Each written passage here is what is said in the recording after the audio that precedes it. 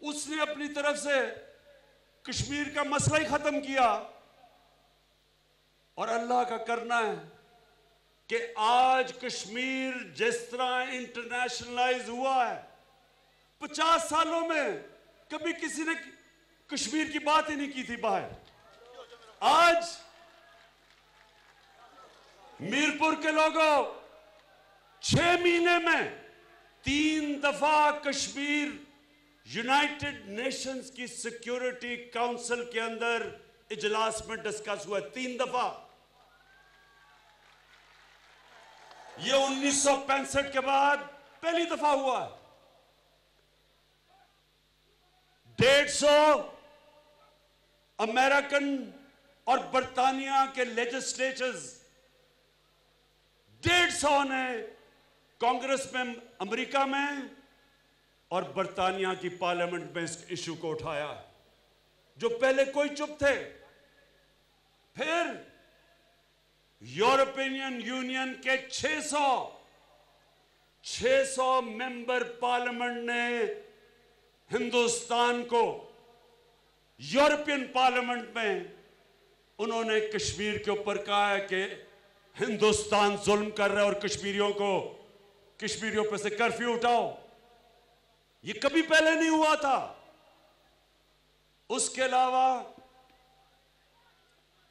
अलावा मीरपुर के लोगों सुनो, जिस तरह अल्लाह ने करम किया कश्मीरियों के ऊपर, तो मुझे पता है कि जुल्म हो रहा है और हमें पता है कि वो मुश्किल वक्त से गुजर रहे हैं। मेरे कश्मीर के 80 लाख लोगों जो मुश्किल वक्त से गुजर रहे हैं, हमारी सबकी दुआएं आपके साथ हैं।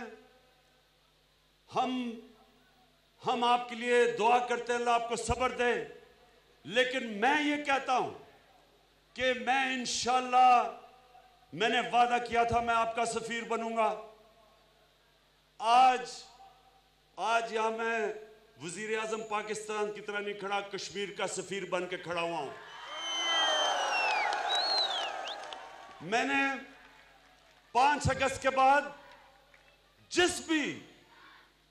जिस भी दुनिया के लीडर से बात की, सबसे ज्यादा मैंने उनको कश्मीर से आगाह किया कि क्या जुल्म हो रहा है कश्मीर पे।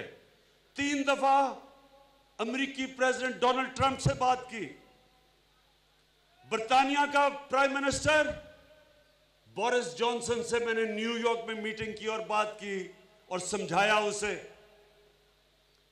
बट जर्मनी की चांसलर एंजेला मर्केल 2 दफा मैंने उसके साथ बात की और समझाया कश्मीर में क्या हो रहा है।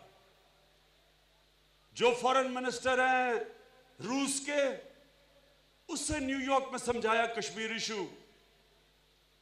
फ्रांस के प्रेसिडेंट मैक्रोन, उससे आधा घंटा मैंने बात की। जो कनाडा के जस्टिन ट्रूडो जो अभी प्राइम मिनिस्टर बने, उससे मैंने पूरी तफसील में समझाया कि कश्मीर में क्या हो रहा है। इसका मतलब क्या कि आज दुनिया कश्मीर के लोगों के हालात जान गई है।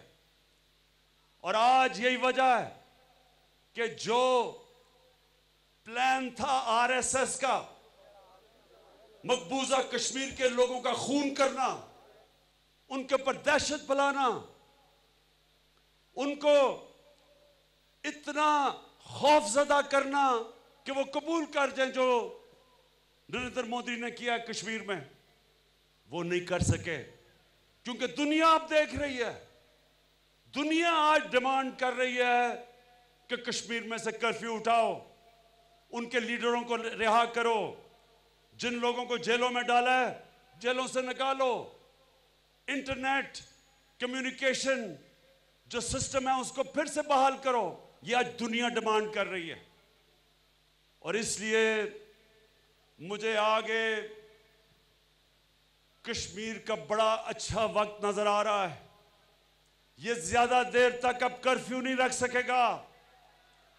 इनको कश्मीर के लोगों से जिस दिन कर्फ्यू हटाएगा, मीरपुर के लोगों, आज मेरी बात याद रखना, जिस दिन कर्फ्यू उठेगा एक इंसानों का समुंदर निकलेगा,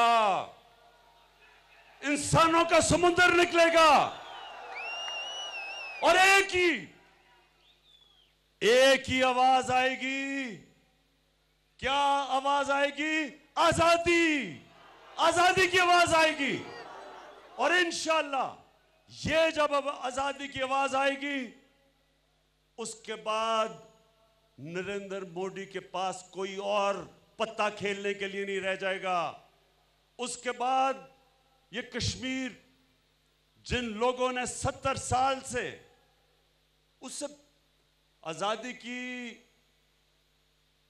जद्दोजहद तो पहले की चल रही थी, 1850 से चल रही थी, लेकिन जो 1947 के बाद आजादी की तहरीक चली और बिलखसूस 30 साल पहले जो कश्मीर में आजादी की तहरीक चली, जो तकरीबन 1 लाख कश्मीरियों ने शहादत दी, आज इस मुश्किल वक्त के बाद, जिस तरह अल्लाह कुरान में कहता है कि मैं हर मुश्किल के बाद आसानी पैदा करता हूं, अल्लाह कश्मीर के लोगों के लिए इंशाअल्लाह आसानी भी पैदा करेगा, उनको आजाद भी करेगा।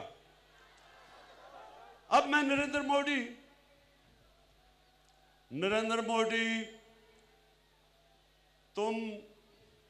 ये जो तुमने स्टेटमेंट दी है कि मैं 11 दिनों में पाकिस्तान को फतह कर लूंगा, नरेंद्र मोदी, लगता है आपने दुनिया की तारीख पढ़ी नहीं, लगता है आपकी डिग्री जाली थी। ये जो आपने तकब्बर भरा बयान दिया कि मैं 11 दिनों में पाकिस्तान को फतह कर लूंगा, नरेंद्र मोदी, मैं जरा आपको तारीख में पीछे ले जाता हूं। किसी को कहो आपको तारीख दुनिया की बताए। दुनिया की 2 सबसे ताकतवर फौजें, नेपोलियन की फौज और हिटलर की फौज, उन्होंने रूस पे हमला कर दिया। उस वक्त दुनिया की सबसे ताकतवर फौजें थी, उन्होंने हमला किया और उनके भी जो सरबराह थे, उन्होंने कहा ये चंद हफ्तों की गेम है, हम फतह करके वापस आ जाएंगे। जो रूस की सर्दी से पहले ही हम वापस आ जाएंगे फतह करके। दोनों फौजें रूस की सर्दी के अंदर तबाह हुई, क्योंकि उन्होंने भी उधर भी तकब्बर में उन्होंने भी यही कहा था कि चंद हफ्ते की गेम है। यहां साथ अफगानिस्तान, दुनिया की सबसे ताकतवर फौज, 19 साल से अफगानिस्तान में है।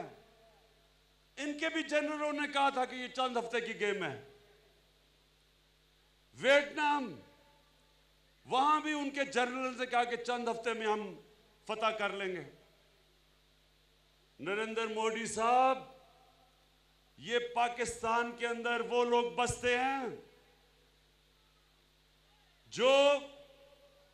जिनका दीन एक तरफ तो कहता है कि एक इंसान का कत्ल ऐसा है कि सारी इंसानियत का कत्ल, एक तरफ तो हमारा अल्लाह कुरान में हमें यह हुक्म देता है इंसानी जान की इतनी कदर है, और दूसरी तरफ अल्लाह हमें हुक्म करता है कि अपनी आजादी के लिए अपनी जान अगर अब तुम कुर्बान करते हो तो पैगंबरों के बाद शहीद का दूसरे नंबर पे सबसे बड़ा दर्जा अल्लाह देता है।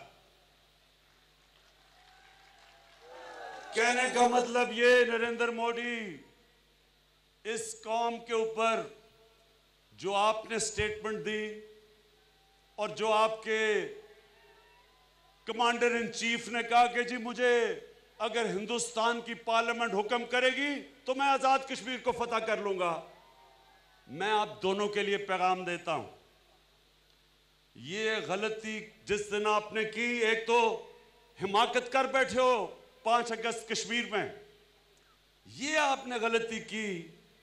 ये याद रखना कि यहां 20 करोड़ पाकिस्तानी जो रहते हैं, ये बच्चा बच्चा आखिरी सांस तक लड़ने वाला है। हम तुम्हारा मुकाबला करेंगे और तुम्हें मुकाबला करके दिखाएंगे। ये जो हमारी पाकिस्तान की फौज है, इसने जो दहशतगर्दी की जंग जीती, बड़ी बड़ी फौजें, ज्यादा हथियार, ज्यादा पैसा, वो उस तरह की दहशतगर्दी के खिलाफ जंग नहीं जीत सके जो हमारी पाकिस्तानी फौज ने जीती है। ये फौज मंजी हुई फौज है, बैटल हार्डेंड है। यहां लोग अल्लाह के अंदर ईमान रखने वाले हैं। अल्लाह कहता है मेरे मीरपुर के पाकिस्तानियों, कश्मीरियों, अल्लाह कहता है कि मैंने मुंतखब किया है जिस दिन तुमने इस दुनिया से जाना है, ना 1 मिनट आगे ना 1 मिनट पीछे। ये हमारा ईमान है, इसलिए यहां कोई मौत से नहीं डरता। यहां हम किसी किस्म, ये पुरअमन मुल्क है, लेकिन अगर तुम्हें ये देखा कि हिंदुस्तान में पहले तो आपने ये जो कानून बनाए हैं, रजिस्ट्रेशन एक्ट और सिटीजन एक्ट, इसकी वजह से अगर हिंदुस्तान के लोगों के अंदर आपके खिलाफ नफरत बढ़ गई है, लोग आपके सामने खड़े हो गए हैं, मुजाहरे हो रहे हैं, तो अगर आपने इस गलत फहमी में ये समझा कि मैं पाकिस्तान के ऊपर कोई एक्शन लेके अपना हिंदू बेस को ऊपर लेके आऊंगा, मोदी इस गलत फहमी में ना रहना, ये आपकी आखिरी गलती होगी। मैं आज फिर अपने कश्मीर के जो 80 लाख मेरे कश्मीरी बहन भाई, बच्चे, बुजुर्ग, नौजवान जो इस मुश्किल वक्त से गुजर रहे हैं, आज यहां सारे पाकिस्तानियों की तरफ से, अपने आज़ाद कश्मीर के लोगों की तरफ से आपको पैगाम देना चाहता हूं कि हमारी दुआएं आपके साथ हैं।